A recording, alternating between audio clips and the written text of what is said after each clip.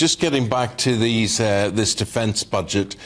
Starmer knew he wasn't going to put that up. I don't care what anyone says. He will have predicted, he'll have enough experts whispering in his ear and saying this is the situation. He more than implied that, the defence departments were going to get a fair share of money. They were going to be up in the ante. There was going to be new investment with them, bearing in mind the decline they've been in for the last 12 years or so, and it ain't going to happen. And you know what? He knew it wasn't going to happen. That almost verges on lies. Starmer is clearly hiding something serious. His recent appearance at PMQS, it's just a disgrace that can't be ignored. We have shocking evidence of his dark past that will simply outrage you.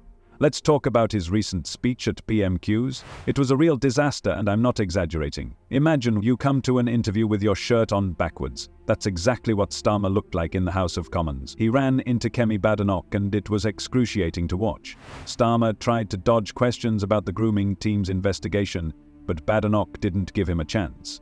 She pointed out harshly that the victims demand answers and deserve justice. Starmer looked completely confused, as if he couldn't understand why it was important for people to know more about these horrific crimes. This raises serious suspicions. Why is he so stubbornly resisting the investigation? Would one expect an opposition leader not to advocate for transparency? But no, we witnessed how he got tangled up in his pathetic arguments, and it was just embarrassing. Even Elon Musk, yes, the billionaire, decided to step in and criticize his performance. When such people start pointing out your political mistakes to you, it's a clear sign that you've seriously failed. In the end, Starmer suffered a complete defeat. He looked confused and, frankly, pathetic. You gave an interview the other day in which you implied that it would be justified for Israel to cut off Gaza's power and water supply. Is that what you meant? Well, I welcome this question because I know that LBC clip has been widely shared and caused real concern and distress in some Muslim communities. So let me be clear about what I was saying and what I wasn't saying. I was saying Israel had the right to self-defense, and when I said that right, it was that right to self-defense. I was not saying that Israel had the right to cut off water, food, fuel or medicines. I'm very clear. Israel must have that, does have that right to defend herself, and Hamas bears responsibility. A siege is appropriate? Cutting off power, cutting off water? Keir? Well, I think that Israel does have that right. It is an ongoing... Now we can clearly see what is really behind this whole situation. We're talking about a man who seems to care more about his reputation than about restoring justice to the victims. He prefers to play political games instead of boldly answering important and difficult questions. It seems that he has forgotten that he is no longer in the courtroom, and instead of real leadership, he chose the path of hypocrisy, playing the lawyer. No wonder people are losing trust in him. How can you trust someone to run the country if they can't handle even harsh questioning in Parliament? This is really sad and deeply disappointing. Starmer's speech revealed his true face to us, and I would not want the country to be run by someone like that. The disaster with Starmer's personal staff has opened up a whole box of secrets about his past, and what is coming to the surface is not encouraging at all. During his time as Attorney General from 2008 to 2013, there are many dark secrets that may explain why he is so reluctant to face tough questions about gangsters. For those who are not aware, the Crown Prosecution Service is responsible for criminal prosecution in England and Wales. As head of the CPS, Starmer was at the helm when the truly shocking news about the groomer gang began to surface. I'm 100% behind Jeremy Corbyn. You are now. I am working with Jeremy Corbyn to try to win the next general election. And don't trash the last 4 years, because what Jeremy Corbyn brought to this party, he made us an anti-austerity party that stood against cuts. You're loyal to Jeremy Corbyn, and you've spoken in his defence just now. But Louise Ellman says that he is a danger not just to the Labour Party, but to the entire British Jewish community. I don't accept that. I don't accept that. But that's the point. While all these terrible events were taking place, many cases were not properly investigated or simply not brought to court. What exactly did Starmer know about these cases? What measures has he taken? From our point of view, he seems to have done absolutely nothing. Was he part of a system that betrayed these poor victims? Victims.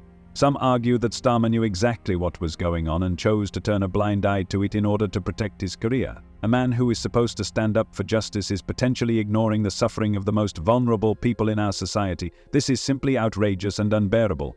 There are rumors of a culture of fear associated with reporting on the activities of these gangs. Those who were supposed to protect these children cared more about their reputations than the lives of the innocent. If you're fed up, then this is what you need to do. Sign the petition, call a general election. The signatures are going up and up by the second.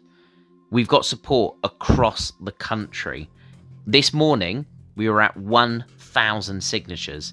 Now we're already up past 140,000. So go on, get online and sign the petition. Let's get a general election and get this corrupt Labour government out. Reports and recommendations have been prepared on how to address these issues. The report revealed serious system failures. And what did Starmer do with these recommendations? Apparently, not so much. Critics claim that his inaction has only worsened the situation of the victims. Imagine that you are one of those poor children who hope for help but remain unknown. Starmer now opposes a new investigation into the activities of the gangs, arguing that the victims want immediate action, not further investigations. But he himself admitted that there are conflicting opinions among the survivors about the need for an investigation. Some survivors really want the investigation to take place, but Starmer decided to ignore them. It's wonderful, isn't it? The more we delve into his work as Attorney General, the more suspicious it all seems. There were serious system failures right under his nose, and it looks like he just ignored them. It doesn't look good for a man who has to stand up for justice, does it?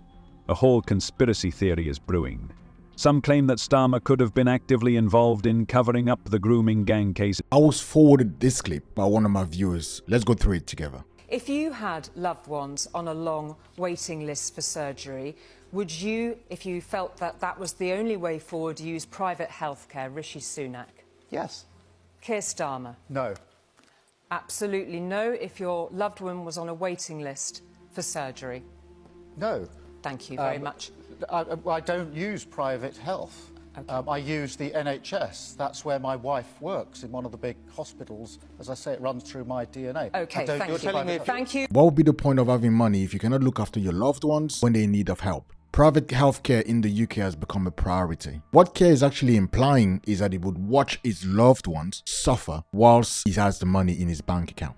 At least Rishi Sunak on this occasion was honest with his answer. What do you think of these statements? What do you think of the integrity of both political parties? Why? Critics say he put political correctness above justice for the victims. Can you believe it? The person in charge of prosecuting criminals was apparently too scared to deal with sensitive cultural issues. But that's not all. There are rumors that Starmer may have been protecting powerful people involved in these scandals. We are talking about possible orders from above to keep everything a secret. Let's talk about how these gangs work. They target vulnerable young people, often in foster care or from disadvantaged families. They attract them with gifts, attention, and sometimes alcohol, and then exploit them. These are absolutely terrible things. Yasvinda Sankera, a well-known activist, openly speaks out against this outrage. She says, "Let's be clear, it's still happening. This has never happened before." Imagine how unpleasant it must be for her and other victims to see how Starmer shrugs off this problem. This is simply unacceptable. We have just discovered that Keir Starmer knowingly promoted to the cabinet somebody who had been convicted of lying to the police, of obtaining goods by deception, fraud. And if you want to know why he put a fraudster in the cabinet, it is because the whole government is essentially fraudulent and misrepresented to the electorate in July 2024 what they were going to do on tax, on the economy, on Brexit, on Britain's relations with other countries. And if you want to find out more, read my column in the Daily Mail. Former CPS employees hint at serious machinations taking place in the organization under Starmer's leadership. They describe an atmosphere of fear in which employees felt pressure to avoid situations that could be perceived as racially or culturally sensitive. It seems that they were more concerned about their image than about fulfilling their duties. Starmer's decisions, as a rule, always tended to reject prosecution. He will probably claim that he was just following the established procedures, but this is not an excuse. When one case after another is hushed up, you have serious doubts about what is really going on. Starmer now opposes a nationwide investigation into grooming gangs, arguing that victims want immediate action. But wait, he just admitted that there are conflicting opinions among the survivors about the need for an investigation. Some survivors really want the investigation to take place, but Starmer decided to ignore them. It's wonderful, isn't it? His arguments against a nationwide investigation seem completely irrelevant. People are starting to say that he seems to care more about protecting powerful people and institutions than helping victims. Share your thoughts in the comments. See you later.